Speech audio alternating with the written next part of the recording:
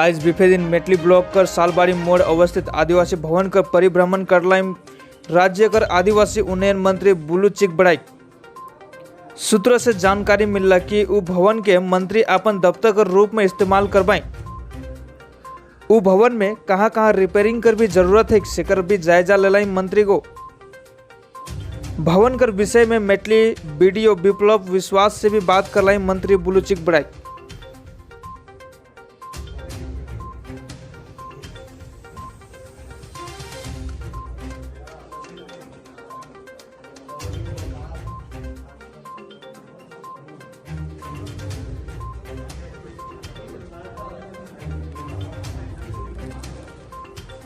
जिला